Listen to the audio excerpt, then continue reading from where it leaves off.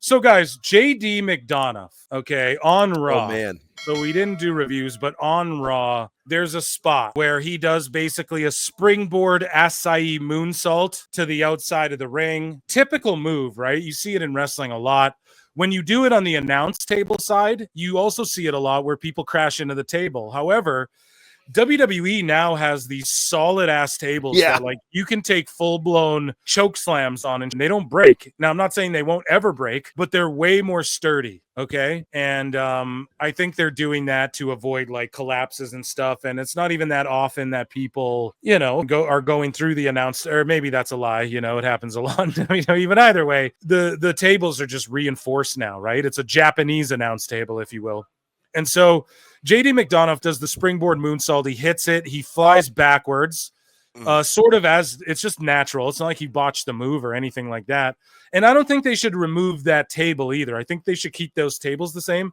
They just should not do moonsaults on that side. If you're going to do one, know that you're landing, that table's behind you, or do it on a side where you're going to crash into the barricade. Because a lot of times when people do this move, you see them crash in the barricade as well, which is way further back than that announce table. So don't do that move on that. Like, you got to know Benoit doing the I'll call it the duocide, the duodidal dive on the outside and crashing into the announce table. If that was this announce table, he'd be dead. He'd be RIP'd, right? Well, I guess he is, but anyway. Well, he's not RIP'd. He's dead. Yeah. He's not RIP'd. Right. But yeah. RIP'd in like the Undertaker way, you know? In like a very evil way, you know, in a pieces way. But yeah, like basically he crashes into the announce table, his neck and head snaps back. He's on the outside selling it like $1 million, but he's not actually selling. The guy actually has 2 broken ribs. We got it here in the bookmarks. He had 2 or 3 broken ribs and punctured a lung. And the man continues the match, does these great spots, takes a knee from Eric to the back of the head. That's if the table didn't knock you out, there you go. You know what I mean? Here's a KO knee strike for you. Finishes the match, hits a moonsault, selling his ass off too. And while he has a collapsed lung and broken ribs, there's a spot where he gets kicked in the face and the dude's on the ground selling his face. And it's like, if that was me, bro, I wouldn't be able to get up. You know, I'd have tapped out. The match would have been over. We're done. This guy's like remembering to sell his chin and while he's like dealing with broken ribs. What a legend. What an absolute legend, man. Chat, round of applause for JD McDonagh. One of the most incredible spots that, yes, dangerous, risky. He got injured. High risk, high reward, or high risk overall. Yeah. Round of applause for him, just for like, you know, for our entertainment. The man didn't even make it fully backstage. He just collapsed, and then you see the referees and the medical were on it. Now, during the match, I want to applaud the referees as well. Clap, clap, clap. Because the referee during the match and the medical team came down, and he was insisting, no, I can do this. Now, I know a little something about broken ribs. I don't think he punctured his lung when he crashed into the table. I think he broke his ribs crashing in the table. And then when he went and did the moonsault and all that other, because they tell you when you break your ribs, lay down, stretch it off, and just because you'll puncture a lung. That's what they tell you. Yeah, dude, I think he punctured his lung doing moonsaults, and bro. So thank God he didn't die. Thank God he's okay. And he collapsed here, which is crazy. You guys can see that on the screen. That's all I can say. What did you think about it? And that Raw overall, Jake, was pretty goddamn good, no? And like, what a moment, even though it was a botch, but just a performance of a lifetime for JD, no? Yeah, and I feel like the doctors were checking mostly for like a concussion, and he was like playing off like, yeah, I'm fine. Oh God, the ribs. You know, it's one of those things and I mean, it sucks that he's going to miss the next 2 to 3 months because, the guy was the MVP of that match. Good God. So he's missing Mania. He won't be there for Mania. That sucks. Sucks. We don't get Braun like a run in or something, but yeah. It does suck, but hey, man, I've said it before. As long as he bounces back and he's not seriously injured and there's no like spinal cord injury, and my whole thing is this: sometimes these injuries are blessings in disguise because of, you know, the roster's so bloated. So sometimes this is good for just the flow of WWE. I will say this. I think this is the first time someone from Judgment Day got legit injured where they're gone for a significant amount of time. No? Like, really think about all Yeah. the members. Has anyone gotten injured to where they're just like peace out for a few months? mean, You know, we had Rhea Rhea kind of did. worker injury. Finn's just off. He's not hurt. He's just off because it's part of Yeah. the storyline. So I don't know. It'll be interesting. Yeah. Does JD come back and they go, you're not pulling your weight? Does he come back with Finn? And they're both like, everyone, we're not part of it or whatever. And they kick everyone out of the, who knows? It's interesting. But this ex Stormy show says, I would love to mention that Jazz trained Ren Sinclair. We that's need awesome. Jazz right now. I didn't know that, and I've been the biggest Ren Sinclair fan. Maddie Renkowski from AEW since the AEW days. I've been her biggest fan, her biggest supporter, and I'm so happy she's in NXT. That's awesome. Yeah, here's a little video. She was doing like these sketches online before she WWE signed her and doing all this great character work. And this was after AEW. How AEW works, guys, is everybody's on per appearance pretty much, and unless you're like a big name, and then you're earning your way for the office to be like, we'll give you a actual contract with time on it, you know? So she was just working per appearance in AEW, but they lock people down on per appearance shit, man. And that's that's why these people have these crazy Dave Meltzer type matches as well, because they're trying to show Tony Khan, no, give me a full time contract, you know? And we've heard tons of people explain this. What's his name? Slim J said, yeah, I was on a per appearance and I thought I did everything to earn a contract. So we've heard people allude to it. That's how it works, you know, in AEW. But anyways, though, here's just Jazz and Maddie. List your greatest accomplishment. We don't even got to watch this. Just check out her sketches. And yeah, just don't forget that Jazz trained her. I didn't even know she trained her. I had no idea. I quote tweeted, I was like, oh, makes sense why she's so good. As I said, guys, as I've chronicled on the show here, Lil Yachty meets Rhea Ripley. Dreams do come true. The Bloodline, speaking of the video game, the Bloodline Dynasty Showcase hosted by Paul Heyman celebrates one of the most iconic wrestling family dynasties, the Bloodline and the extended Anoa'i family, featuring Roman Reigns, The Rock, Yokozuna, Jacob Fatu, and more. Just incredible. You got to figure that the Wild Samoans got to be in this year. No, they have to. They've been Bloodline. You got to include them all. Yeah, they've been predicted year over year. I hope they give us an Umaga with a Jamal attire or like persona, and then I hope they give us Rosie. Yeah, because he's in the Bloodline. He's Roman's older brother. Yeah, dude, and I hope they give us Rosie where it's 3-minute warning and like superhero in training. Either that or when he's just the full-fledged superhero, because after a while he wasn't in training anymore and he wore like the red outfit and with the black and the blue. Yeah. Or just give us that because Hurricane's in every game. So you might, and then they always put Mighty Molly in every game. Give us the crew. I downloaded Rosie on 2K24 for that same purpose. So I hope that's what they do. 3-minute warning was the best. Oh man, 3 minutes till the body start to drop. 3 minutes till, you know, I can't remember the lyrics, but goddamn. And then you see Mr. Fuji in the background, also with the Dead Man Brother Loves in the game. Great stuff, pal. And dream matches between members of the Bloodline and WWE superstars and legends offer a what if fantasy element. Ooh, a little X-Files here. X-Files. Huh? Yeah, fucking X-Files. Yes, and just so amazing. I don't have to like create the Tongans and Jacob Fatu, like download them off community creation. That's 3 more wrestlers slots. You know, I can finally add Darby Allin. My dream. No, but yeah.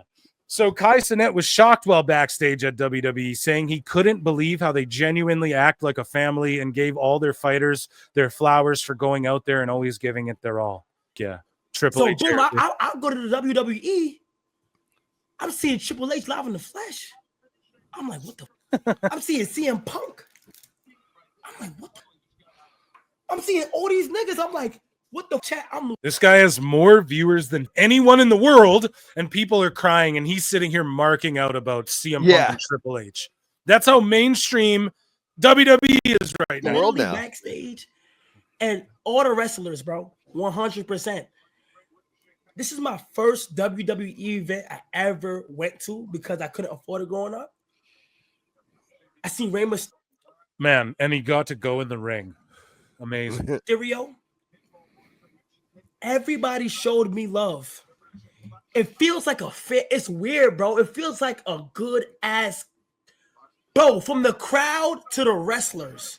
That's why if you're starting like real, not CM Punk trying to steer the ship in the right way, but have an ego like Britt Baker, We don't need you in WWE, man. You know what I mean? Yeah. I'm a wacko. I'm a wacko and a sicko. But like, we don't need you there, bro. The ship is steering. Like, if you're gonna come and pull this ego and you can't even wrestle that, you need NXT first, and you're not about to get Phantom Britt Baker hit the B button, alliteration, Phantom bookmarks. God damn it.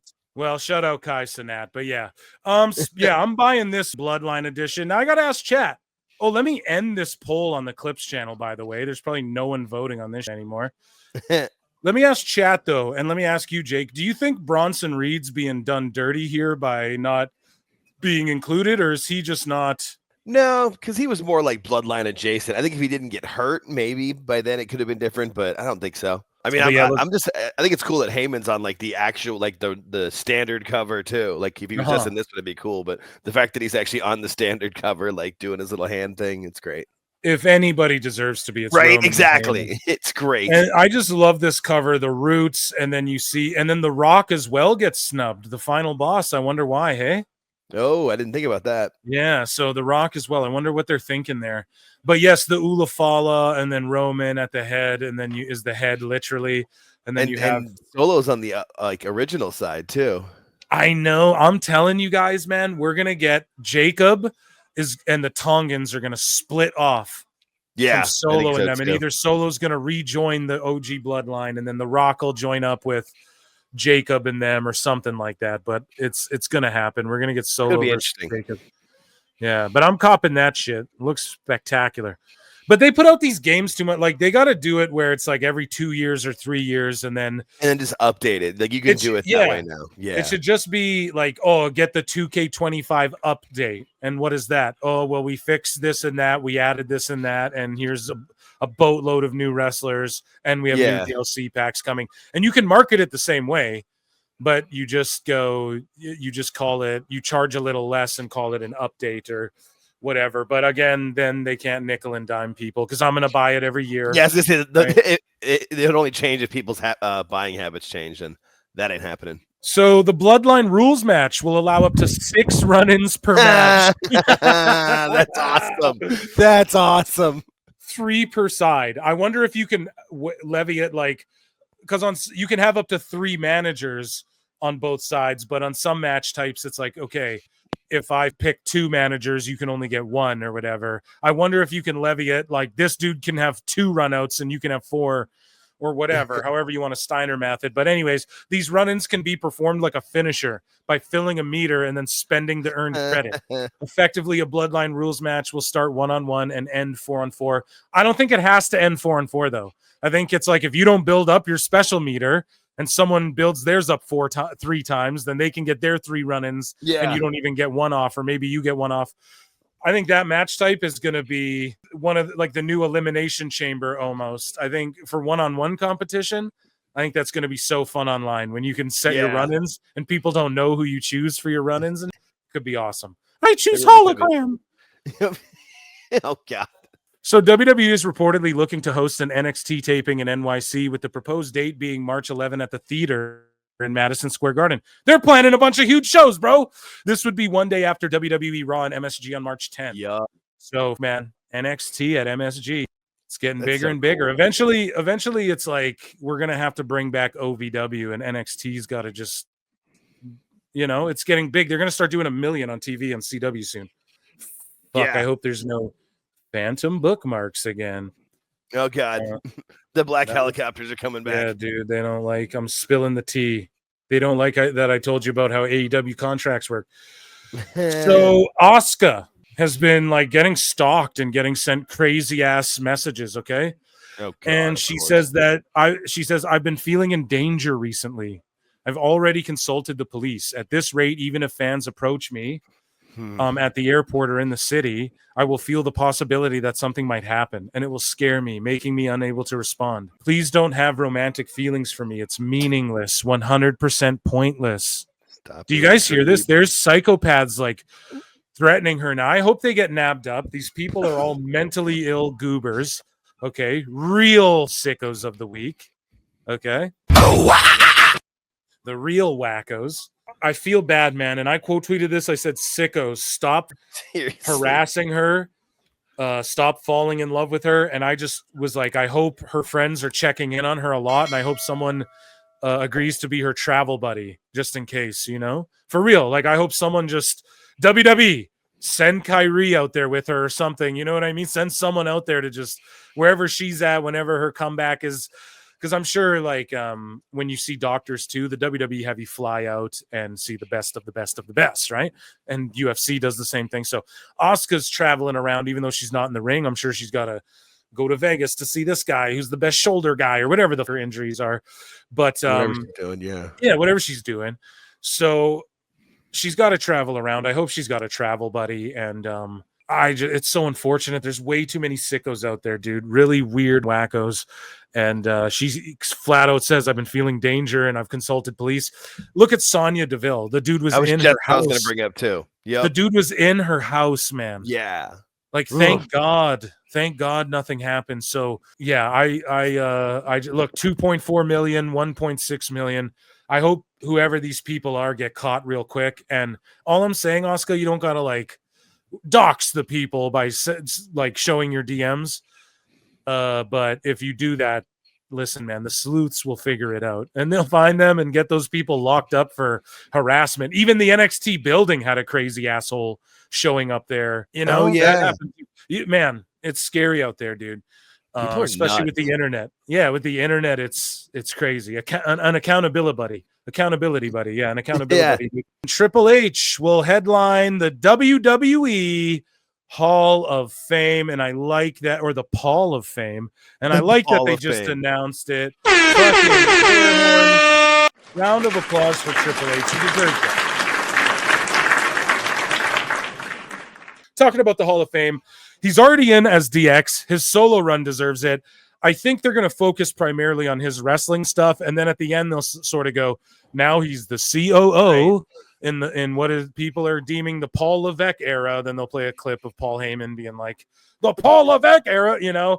And but I think that'll just be like the cherry. I don't think, because here's the thing, Vince never wanted to be acknowledged.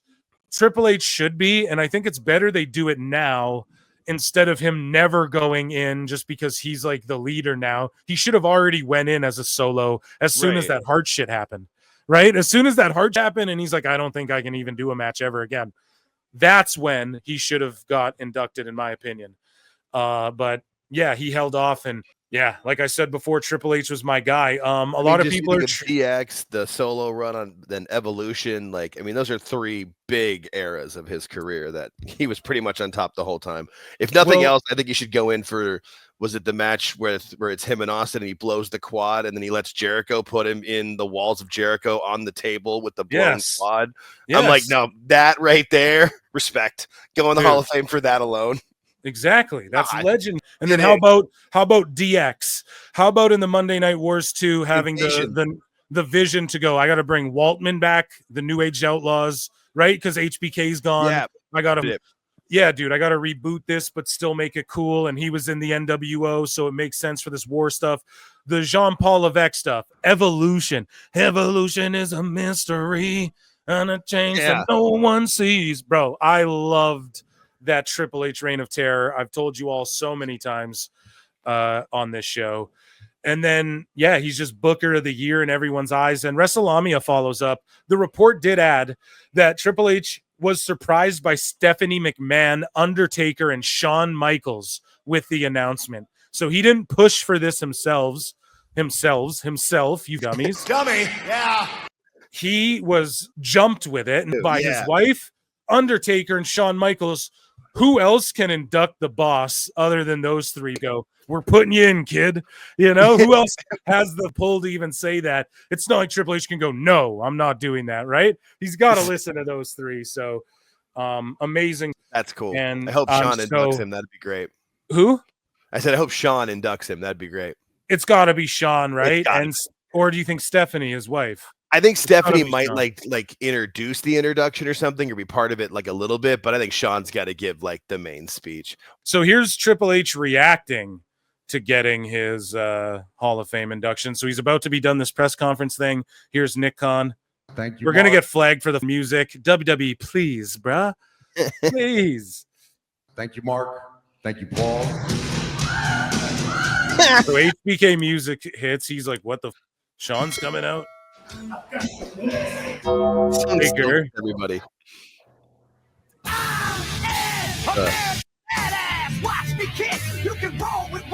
He's like, what are you guys doing out here?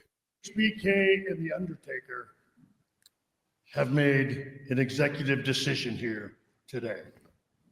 It's way, way past overdue.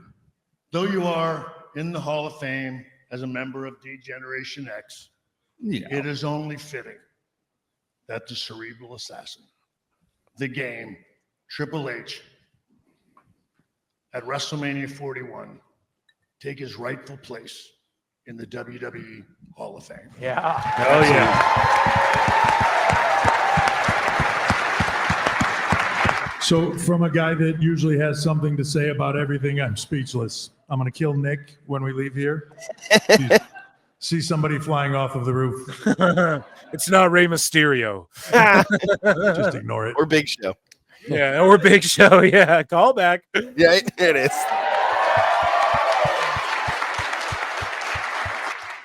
I don't know what else to say. Just thank you. Thank you, guys. Thank you, Paul. Oh, his wife went out. That's awesome.